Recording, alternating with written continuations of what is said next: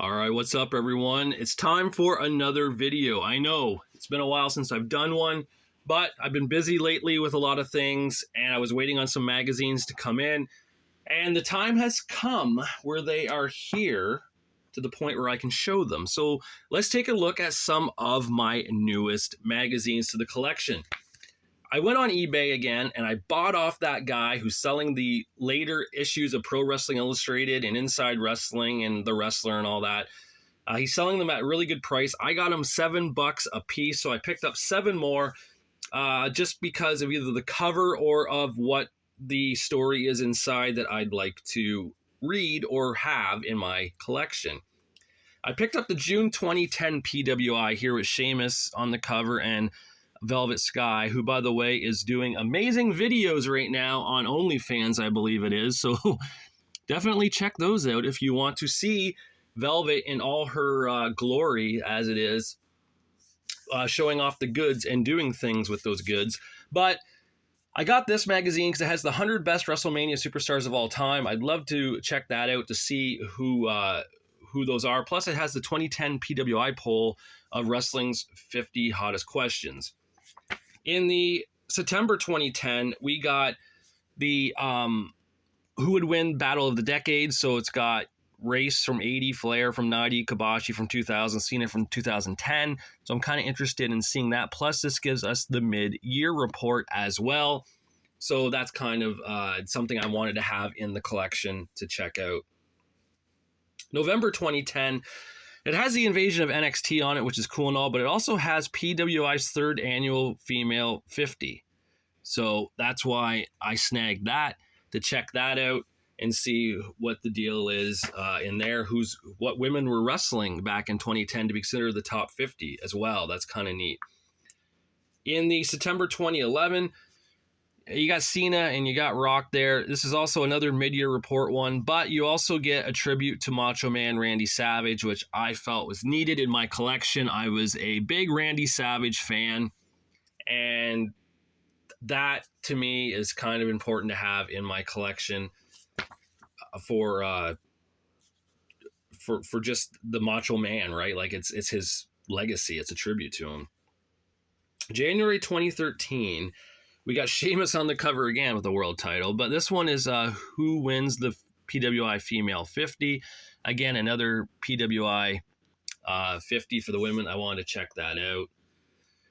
November of 2013, it's the 23rd annual PWI 500. So that's another one. Had to get the PWI 500s when they come around. And last but not least, this is March 2014. It's the 2013, the year in wrestling, so the year-end awards. So, yeah, this guy sells them. Like I said, I forget what his actual price is for him, but I was doing offers, putting in $7. He okayed it.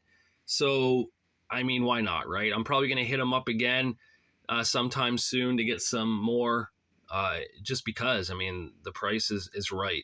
And I'm down with that. Anything to also add to the newer era of my magazines too would be really good, because it is kind of neat to go back at times and look at things from that era. So especially if you look and you see wrestlers who you've seen now on TV, on AEW or WWE, and you get to see them, 10 years ago or so wrestling for an independent organization when they weren't even known yet. So that's kind of neat. I also picked up yesterday the new PWI magazine with Mustafa Ali on the cover, the reigning TNA X Division champion. Very, very cool photo just because it is a lot like that Ric Flair one from 1984 when he was the new NWA World Champion defeating Harley Race at Starrcade. So very, very cool. This is non-wrestling, but I want to show this anyways, just in case anyone out there is a fan and didn't know this was out there. There is a Life magazine right now about Rocky, about the movie Rocky, like all the movies. So if you're a Rocky fan and you loved that whole, storyline of the 6 movies of Rocky 1 through 6, plus, I mean, I'm guessing you probably watch Creed too. check out that book. That's definitely something you should own. Now, here's the exciting stuff. These are exciting. Don't get me wrong. This is more exciting. I got some WWF magazines that I needed to fill my collection, starting with November 1989, with the Ultimate Warrior on the cover there, with the Intercontinental Championship that he won at SummerSlam, defeating Ravishing Rick Rude. I got December 89 with Rowdy Roddy Piper on the cover. That is perfect. So now I just need, I believe, March and May of 1989 to complete my 89 year. March, I don't know which one is what. I think March has Demolition on the cover and May has the $1 Million Man Ted DiBiase on the cover. I think that's how it goes. There is a Demolition one right now on ebay.ca. It's signed by Demolition. They want $175. So, no. First of all, I wouldn't pay $175 for a magazine. Second of all, I don't want to pay for a signed magazine. I wouldn't even pay $20 for a signed magazine because you've ruined the cover. I mean, I get it that some people like signatures and such on things. I know Bill from Pro Wrestling Mags does it, but he gets doubles most of the time. He has his sign and he has his other one, for the yearly collection. That's cool. I get that. I don't think I would want in my yearly collection to have a signed magazine when the rest aren't signed.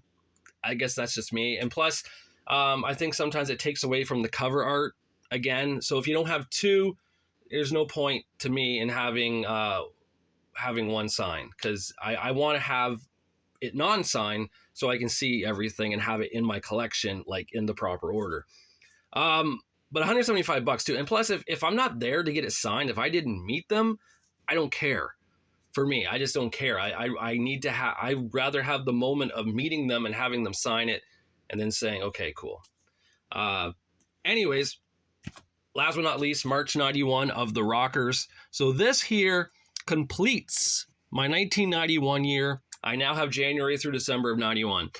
All that I said, all I'm missing now is 89. The two I need. 86, I'm missing, I believe, two as well still. I could have got one of the 86 ones that I'm missing. It had the one with King Kong Bundy on the cover. The problem is the magazine they're selling on eBay doesn't have Bundy on the cover. The cover is missing. Everything else is there in the magazine. The cover is missing, and he wants $17 for it. So I started thinking to myself, well, yeah, I could buy it and have it in my collection.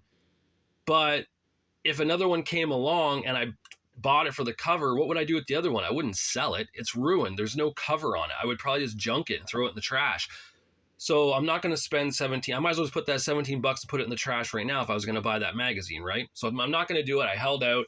I'm hoping one day to find the cover one. I'm sure, eventually it's going to end up on eBay, right? I know it's on ebay.com from the US. Like, you go to the US eBay website and you look, and there's so much wrestling magazines, so many, priced really well too at times. They really are. Some, of course, are overpriced, but that's the norm. A lot of bids, which is cool too. You can bid on stuff.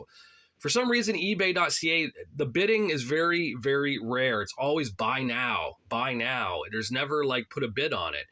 And I get why. You put a bid on it and you might end up having to sell something super cheap that you thought you would have gotten hundreds of dollars for, and you ended up selling it for $10 or whatever, right? That happens. It does. It's unfortunate when it does happen, but it does happen. But yeah, I noticed that the Canada eBay is all just buy now for the most part. Rarely do you ever see a bid for anything. But maybe down the road, the magazines I need will still show up on eBay. Who knows, right? So I also need to get I think 6 of the 1998 WWF magazines still. And those are rarely, they're pretty cheap. Like 98 stuff's pretty cheap. You're not going to be paying an arm and a leg for that usually. So I'm okay with that. But, it's just time and just waiting. Sometimes you got to wait. I waited to see, and the Rockers magazine showed up that I needed. So that was cool. So that will go up in the 91 year, completing my 91 year very, very nicely. I'm very, very happy about that. I put it on my chart. Yes, I have a chart online, an Excel chart.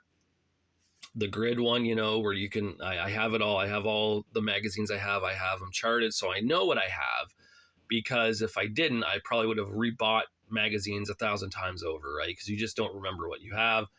And that's part of the deal when you have a shit ton of wrestling magazines that, you know, I'm probably never, ever going to fully read. I wanted to, you know, that's the thing too. When I was a kid and a teenager, I would have loved to have had everything I have right now.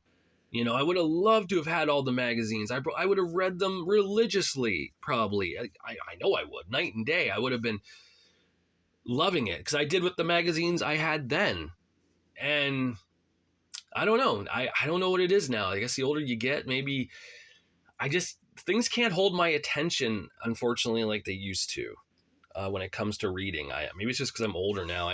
My eyes get heavy and I feel tired, and I can't like fully outread everything for long periods of time anymore. But I guess the point is, at least I have them until the day when I die, and my girlfriend throws them all in the trash.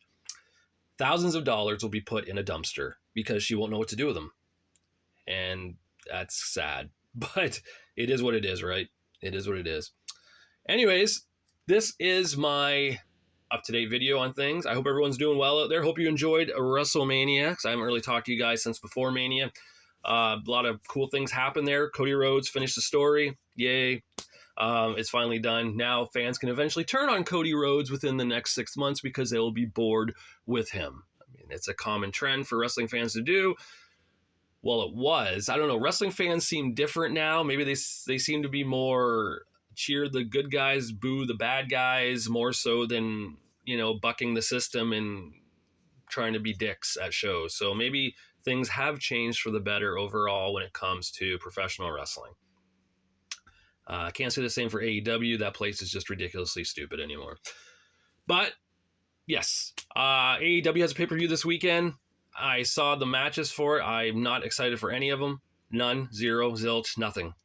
I'm just not. I'm so far removed from any emotional investment in that place. And I don't even blame it on Tony Khan anymore. I don't blame it on anything. It's just, I don't know. Like, I just don't feel like matches there happen for a rhyme or reason. They're just happening.